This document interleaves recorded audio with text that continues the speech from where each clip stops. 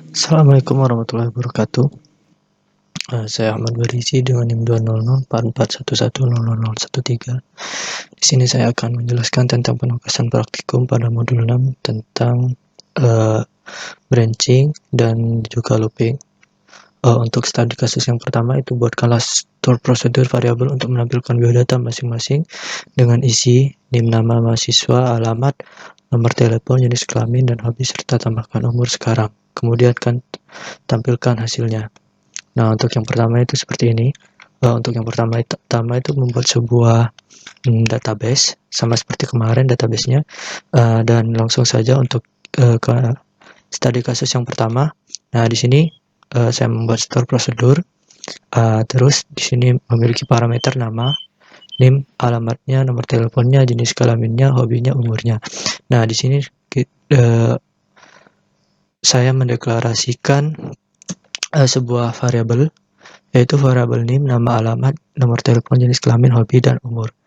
Nah, kemudian dari deklarasi tersebut kita set atau kita atur NIM itu memiliki value NIM-nya atau dari parameternya. Nah, nama itu memiliki value NIM. Nama itu memiliki value namanya dari parameter itu. Nah, dan begitu pula seterusnya. Jadi nanti NIM ini akan mengambil data dari isian dari parameter ini. Nah, untuk selengkapnya seperti ini. Data-datanya, ini namanya yang diisi Ahmad Barisi, dan NIM-nya adalah seperti ini, 244110013, dan tanggal lahir tempat lahirnya itu ada di Desa Konoha, dan nomor teleponnya seperti ini, dan jenis kelamin ini, dan hobinya itu adalah nonton anime dengan umur 20 tahun. Untuk mengetahui outputnya, saya jalankan. Nah, sukses. Lalu selanjutnya kita tinggal memanggil store prosedurnya. Nah, di sini muncul NIM dari saya itu 244110013, terus namanya Ahmad Barisi sesuai dengan apa yang kita inputkan di sini. Untuk selanjutnya yaitu nomor 2. Nomor 2 itu buatlah store prosedur untuk menentukan keterangan pengingat pengembalian buku dengan ketentuan jika tanggal pinjam kurang dari 2 hari itu maka muncul akan peringatan silakan pergunakan buku dengan baik. Jika tanggal pinjam antara 3 sampai 5 hari itu akan muncul ingat waktu pinjam segera habis, dan jika tanggal pinjam lebih dari 6 hari itu maka akan muncul warning denda menanti Anda. Nah, untuk implementasi yang kedua itu kurang lebih seperti ini ya kodenya. Nah, di sini saya akan jelaskan tentang kodenya itu tersebut. Di sini select untuk memilih data-data apa saja yang akan dimunculkan. Nah, di sini datanya ada kode pinjaman, ID anggota, tanggal pinjam, dan di sini ada fungsi untuk menghitung selisih dari tanggal. Nah, di sini saya menggunakan fungsi CURDATE, yaitu mengambil waktu sekarang ya. Nah, di sini ada tanggal pinjam, tanggal si user itu meminjam pada tanggal berapa, nanti akan diselisihkan dan menghasilkan sebuah nilai ya. Lalu disimpan dalam kolom lama pinjamnya. Nah, di sini ada case, yaitu untuk seperti penyeleksi kondisi ya, di mana yang pertama itu jika value-nya dari date div current date ini kurang dari 2, maka yang dieksekusi adalah ini, silahkan pergunakan buku, atau notifnya akan seperti ini. Lalu yang kedua, jika date div current date ini atau selisih tanggal ini itu memiliki value atau nilai 3 sampai dengan 5, maka akan muncul peringatan seperti ini.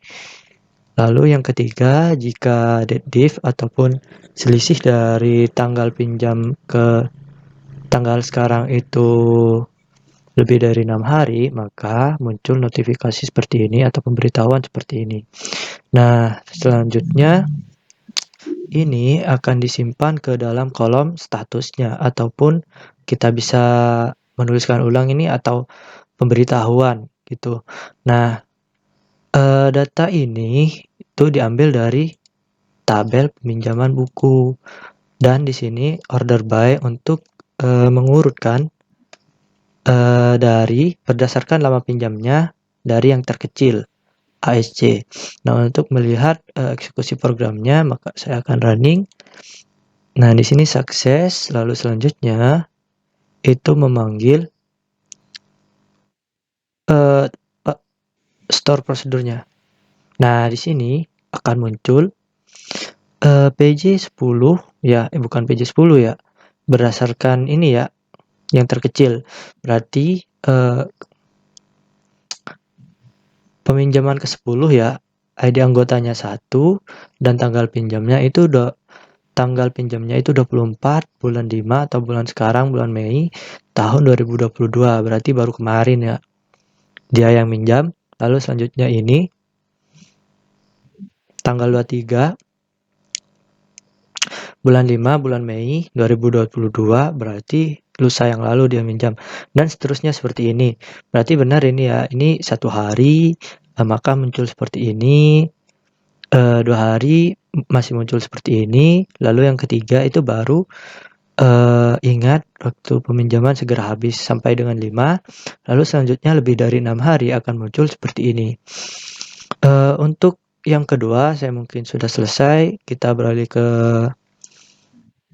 selanjutnya, yaitu nomor 3, buatkanlah store prosedur untuk memeriksa jumlah denda yang dimiliki mahasiswa. Jika mahasiswa mendapat denda, maka akan menampilkan data denda yang belum dibayarkan.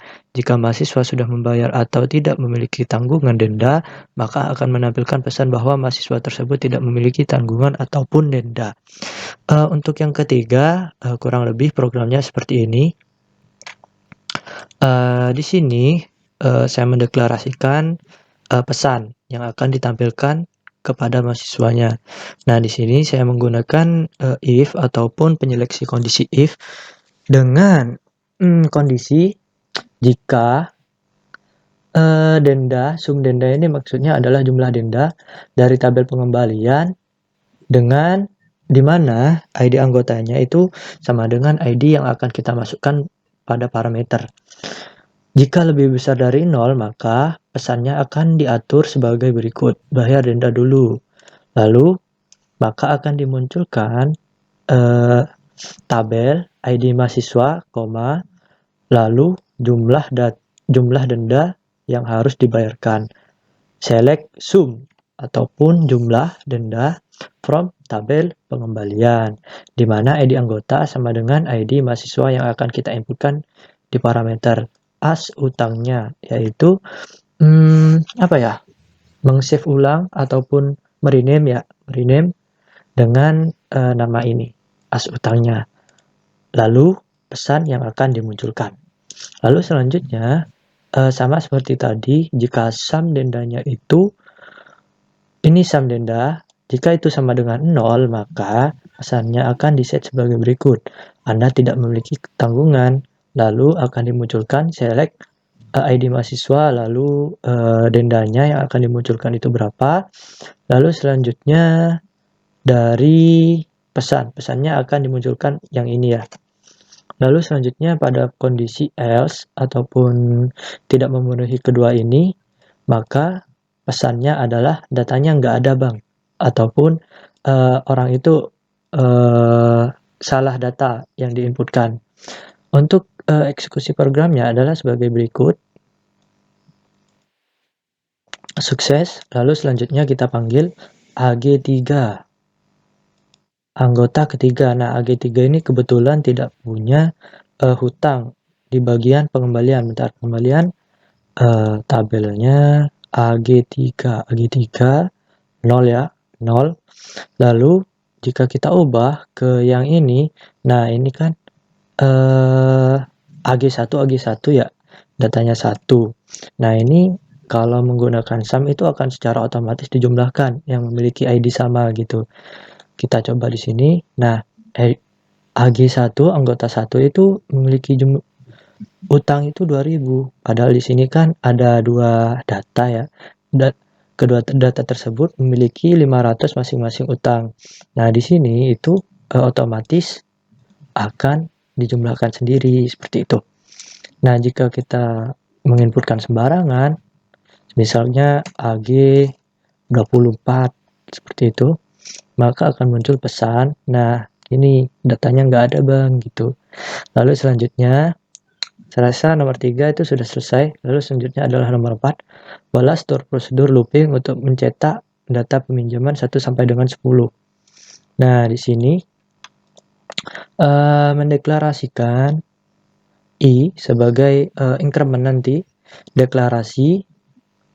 Lalu selanjutnya mendeklarasikan getCode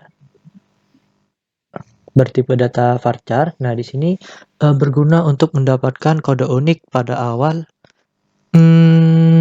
apa ya? Pada awal itulah pokoknya yang seperti ini. Nah, pada awal kodenya gitu. Kode transaksinya. Nah, lalu di sini saya menggunakan while di mana kondisinya itu jika I kurang dari sama dengan bilangan ini, parameter yang akan kita masukkan itu belum memenuhi, maka dilakukan set getCode concat pj strip I, I. Nah, pj ini kan ini adalah sebelumnya concat ini seperti manipulasi string ya. Nah, jadi di concat ini bisa menggabung-gabungkan berbagai macam string. Di sini saya memang seharusnya seperti ini, pj strip lalu I. Nah, I-nya ini bisa berubah-ubah, I1, I2, I3 sampai dengan blok bilangan itu terpenuhi yang ini. Itu sampai bernilai false, seperti itu. Lalu jika sudah selesai ini, maka di bawahnya adalah memilih data, select bintang from peminjaman, where kode pinjaman, itu sama dengan getCode. Yang ini. Ini sebenarnya nggak ditulis seperti ini, nggak apa-apa. Kita tinggal mengisikan yang itu, yang atas, pj strip 1 seperti itu ya. Lalu selanjutnya, atau yang ini dihapus juga apa. Nah, lalu selanjutnya di increment 1 per 1, I sama dengan I plus 1. Jika I-nya 2 ditambah 1, jika I-nya 3 ditambah 1 gitu. Lalu untuk melihat eksekusi programnya itu seperti ini. Sukses, lalu kita akan memanggil 10 data untuk ditampilkan. Nah, di sini pj1 keluar 1 per 1 ya. Lalu pj2 juga keluar, pj3, pj4, pj5, pj6, pj7, pj8, pj9, pj10. Nah, seperti itu. Nah, untuk selanjutnya itu nomor 5. Hapuslah anggota dengan jenis kelamin laki-laki dari basis data perpustakaan, akan tetapi jika anggota tersebut mempunyai status pinjam tidak 0, maka pemain tidak boleh dihapus dari basis data. Nah, di sini jika jenis kelamin laki-laki itu akan dihapus kecuali orang tersebut memiliki data transaksi dari status pinjam. Seperti itu, dari peminjaman. Modalnya seperti itu. Nah, di sini kodenya seperti ini kurang lebih. Nah, di sini membuat prosedur del namanya. Lalu di sini saya menggunakan delete from anggota where jenis kelaminnya itu laki-laki. Yang laki-laki akan dihapus tuh. Dan ID anggotanya itu tidak ada di peminjaman seperti itu. Not in peminjaman seperti itu. Maka di sini langsung dieksekusi ya. Sebentar, lihat dulu data anggotanya. Mana. Nah, masih 4, sebentar. 4. Berarti drop dulu. Sukses. Ini. Lalu ini. Lalu ini. Ini. ini, ini, oh, ini, lalu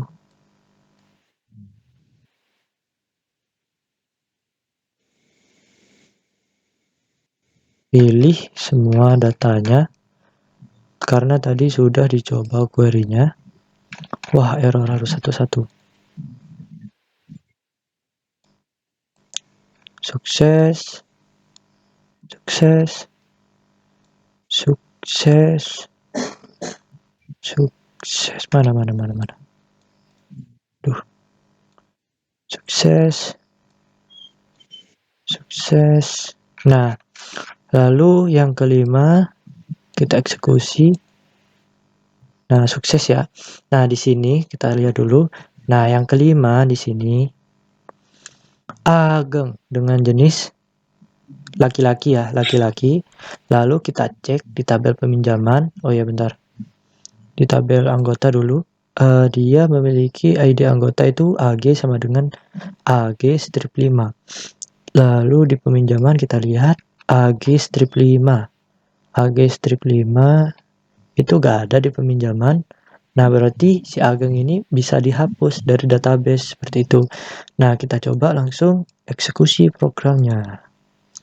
Set, Srepet. Nah, sukses. Lalu one rows affected. Nah, di sini kita lihat di tabel anggota, maka si Ageng maka langsung hilang lenyap di telan bumi seperti itu.